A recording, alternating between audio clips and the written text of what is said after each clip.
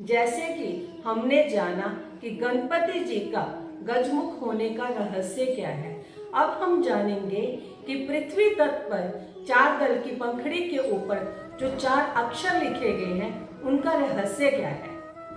पृथ्वी तट के 4 दल की पंखुड़ी में मध्य में लम लिखा हुआ है, एक तरफ श लिखा हुआ है, एक तरफ षटकोण वाला श लिखा हुआ है, एक तरफ स लिखा हुआ है और एक तरफ ब लिखा हुआ है। अब देखिए यहाँ पे लम अक्षर लिखा हुआ है, लम से लंबोदर।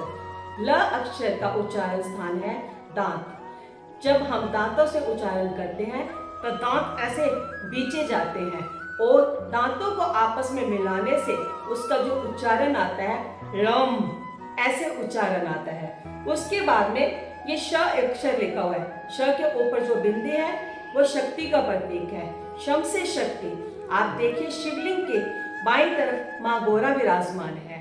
अब देखिए इसकी दूसरी पंखुड़ी पे षटकोण वाला श लिखा हुआ है, ऊपर अंक की बिंदी शक्ति के रूप में है। जब हम श का उच्चारण करते हैं तो इसका उच्चारण स्थान मूर्धा है, तो इसकी ऊर्जा जो आती है ईड़ा, पिंगला, सुषुम्ना तीनों के ऊपर एक समान आती है, आगे की तरफ भी और पीछे की तरफ भी। कुमार कार्तिकेय के 6 मुख का रहस्य। उसके बाद में आइए अब आप देखिए यहाँ पर सम लिखा हुआ है, इस पर अंक की बिंदी जो है वो सम की शक्ति है। इसका उच्चारण स्थान दांत है और स जाने वृष जाने नंदी जी। आप देखिए शिवलिंग के एक तरफ नंदी जी विराजमान है। अब यहाँ देखिए यहाँ पे बम लिखा हुआ है, इसके ऊपर अंक की बिंदी इसकी शक्ति है। ये जल तत्व का बीज मंत्र है। इसका उच्चारण स्थान दांत और होंठ है।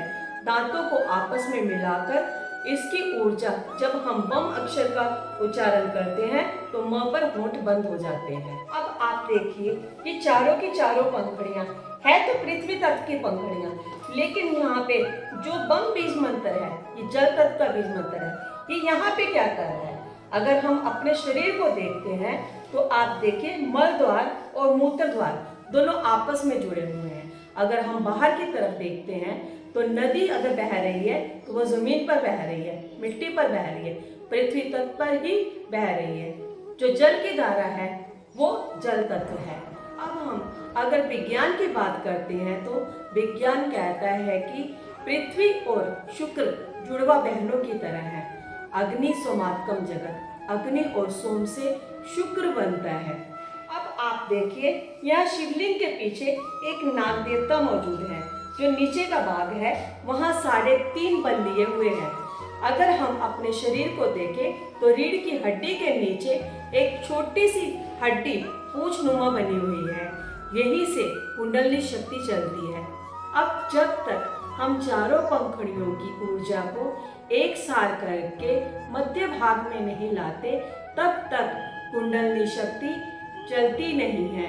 इसी को गणेश चक्र कहते हैं, इसी को श्री गणेश करना कहते हैं। आप सभी ने कभी न कभी आसमान में इंद्रधनुष को देखा होगा, वही इंद्रधनुष हमारे शरीर में भी मौजूद है, लेकिन हमें इंद्रधनुष में केवल 5 रंग ही दिखाई देते हैं, क्योंकि हमारे शरीर में जो 7 चक्र मौजूद हैं उनमें से 5 चक्रों के रंग दिखाई देते हैं। 2 रंग हमें दिखाई नहीं देते क्योंकि हमने उनको जागृत ही नहीं किया। इसलिए हमारे सनातन में ध्यान को सर्वश्रेष्ठ बताया गया है, क्योंकि संतुलन ही प्रकृति का नियम है।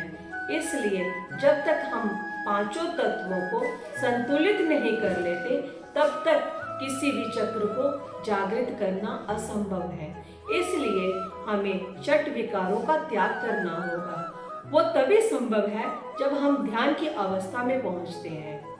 हम शरीर में अग्नि बढ़ाकर सुख सुविधा तो अर्जित कर सकते हैं, लेकिन अगर हम कहें कि हम परमात्मा की राह पर चल रहे हैं, वो तो अभी शुरू भी नहीं हुई है।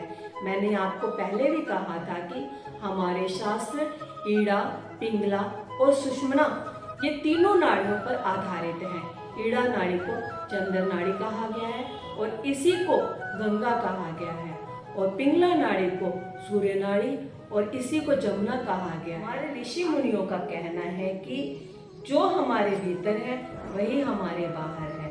अब आप खुद देखिए, जहाँ जहाँ गंगा बहती है वहाँ वहाँ महादेव का स्थान है, और जहाँ जहाँ जमुना बहती है या फिर कोई श्याम वर्ण की नदी बहती है वहाँ वहाँ नारायण वास करते हैं। और प्रयागराज में तीनों का संगम बताया गया है। अगर हम अपने शरीर की तरफ देखते हैं तो चक्रों में अनाहत चक्र यानी हमारा हृदय स्थान, वहाँ पे माँ सरस्वती का उद्गम स्थल बताया गया है। इसलिए हमारे शास्त्रों में माँ सरस्वती को लुप्त हुआ बताया गया है, क्योंकि ज्ञान खत्म हो चुका है। लेकिन अगर हम गणेश जी की पूजा करते हैं तो उनके साथ में माँ लक्ष्मी और माँ सरस्वती को भी विराजमान किया जाता है।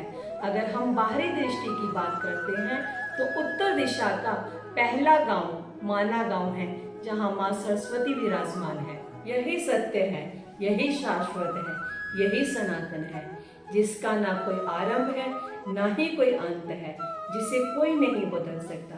क्या आप सभी को नहीं लगता कि शिव और शक्ति का, पुरुष और प्रकृति का अद्भुत मिलन संसार की हर रचना में अर्धनारीश्वर रूप में विद्यमान है?